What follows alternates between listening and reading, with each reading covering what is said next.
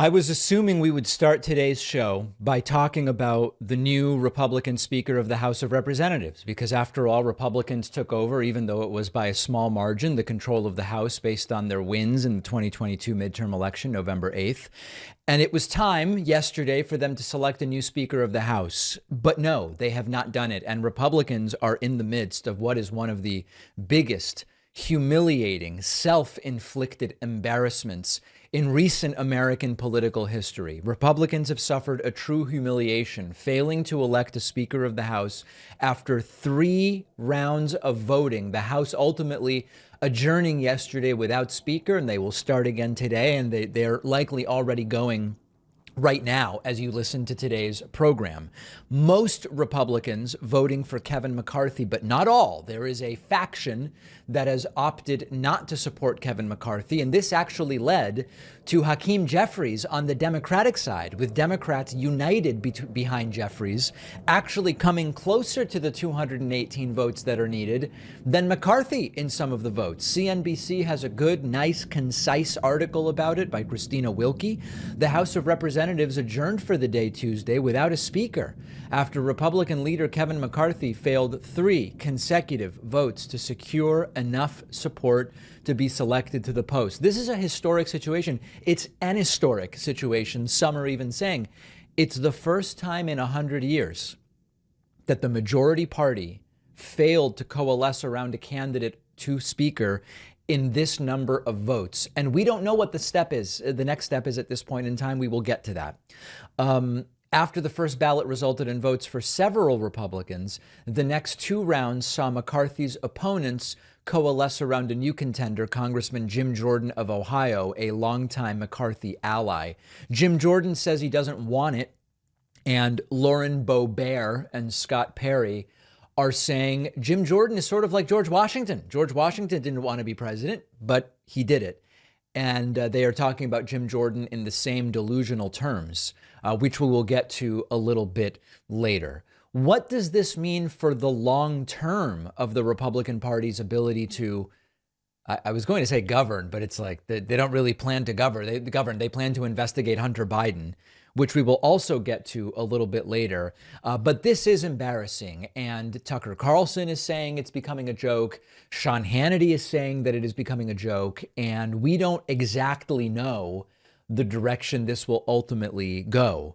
The CNBC article also pointing out during each of the 3 voice votes, every Democrat rallied unanimously around incoming Minority Leader Hakeem Jeffries, a former guest on this program, by the way. But a sect of conservative Republicans split from their party to back other candidates, including Jim Jordan, as I mentioned. In an unexpected twist, McCarthy lost support as the voting continued, which is just hilarious to see, when in the 3rd round, Florida Republican Congressman Byron Donalds announced his support for Jordan after voting twice for McCarthy. As a result of Donald's defection, McCarthy got 202 of the 218 votes needed. Jeffries got 212. Getting quite close, in fact.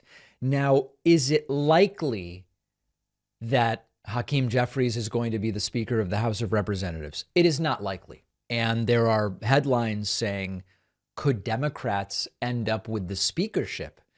I don't believe that it is likely. I believe a more likely scenario is if Republicans don't move to someone else, that some Democrats end up joining the majority of Republicans, but AOC is saying that's not going to happen and that Democrats are going to remain united. So I think the least likely scenario is Hakeem Jeffries becomes the Speaker of the House, but it's not a 0 chance. And man, that would be unbelievable. So that's what happened yesterday. I have no news for you about the next Speaker of the House. Maybe we will later today. But of course, everyone on the Republican side weighing in about this, one of those people, the failed former President Donald Trump. Let's talk about that because it's quite interesting. You might remember that a few years ago, the show got hacked and many thousands of dollars were stolen. We never got it back. It's a terrible feeling. It can happen to anyone.